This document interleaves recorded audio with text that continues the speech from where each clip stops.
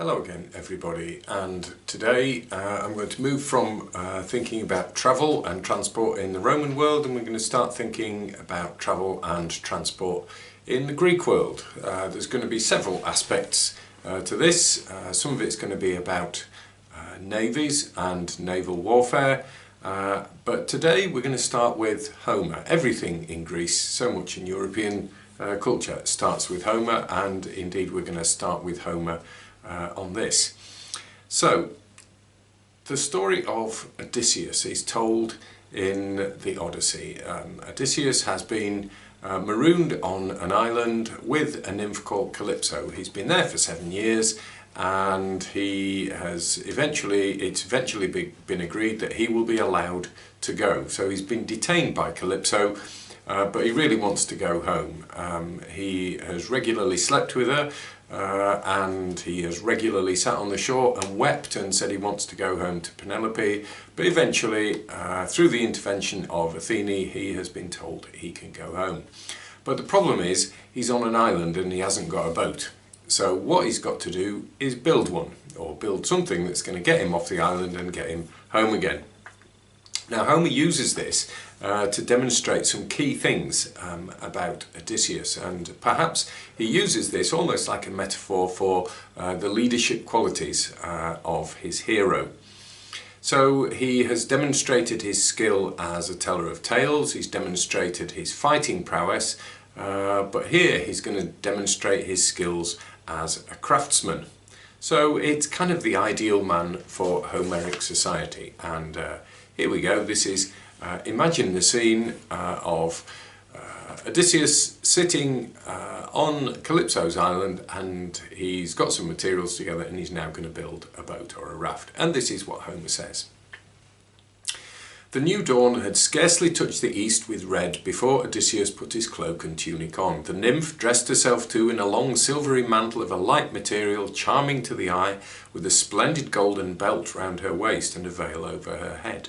Then she turned her thoughts to the problem of her noble guest's departure.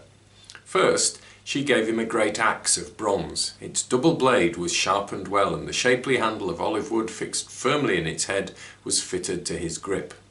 Next, she handed him an adze of polished metal, and then led the way for him to the farthest part of the island, where the trees grew tall, alders and poplars and firs that shot up to the sky, all withered timber that had long since lost its sap and would make buoyant material for his boat. When she'd shown him the place where the trees were tallest, the gracious goddess left for home, and Odysseus began to cut the timber down. He made short work of the task. 20 trees in all he felled, and lopped their branches with his axe, then trimmed them in a workmanlike manner and trued them to the line. Presently Calypso brought him augers. With these he drilled through all his planks, cut them to fit across each other, and fixed this flooring together by means of dowels driven through the interlocking joints, giving the same width to his boat as a skilled shipwright would choose in designing the hull for a broad-bottomed trading vessel. He next put up the decking, which he fitted to ribs at short intervals, finishing off with long gunwales down the side. He made a mast to go in the boat, with a yard fitted to it and a steering oar too to keep her on her course. And from stem to stern he fenced her sides with plaited osier twigs and a plentiful backing of brushwood, as some protection against the heavy seas. Meanwhile, the goddess Calypso had brought him cloth with which to make the sail. This he manufactured too, and then lashed the braces, halyards and sheets in their places on board. Finally he dragged her down on rollers into the tranquil sea. By the end of the 4th day all his work was done, and on the 5th beautiful Calypso saw him off from the island. The goddess had bathed him first and fitted him out with fragrant clothing. She had also stowed 2 skins in his boat, one full of dark wine and the other and larger one of water, besides a leather sack of corn and quantities of appetizing meats. And now a warm and gentle breeze sprang up at her command.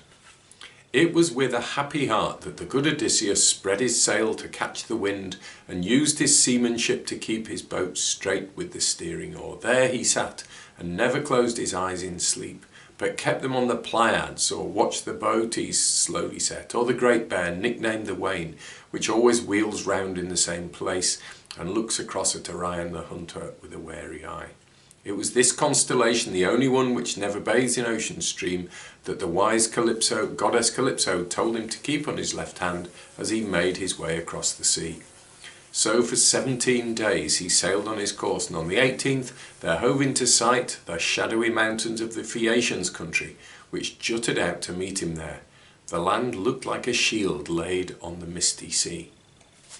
Things go a bit wrong there because Poseidon sees him and wrecks him. But you can see how Homer has vividly described the construction of the ship, and he's made it almost godlike and given it a sort of godlike aura, the whole business of the craftsmanship. This shows Homer's familiarity with boat building, so important in a seafaring society, and it's all the more remarkable if Homer was, as the legend goes, blind. But in order to achieve his purpose, Odysseus needs strength, he needs knowledge, and he needs skill to achieve his purpose, all qualities of leadership in the society of that day. Now this might cause us to think nowadays, what qualities might we expect of our leaders, and what activity might they be engaged in which would display those skills?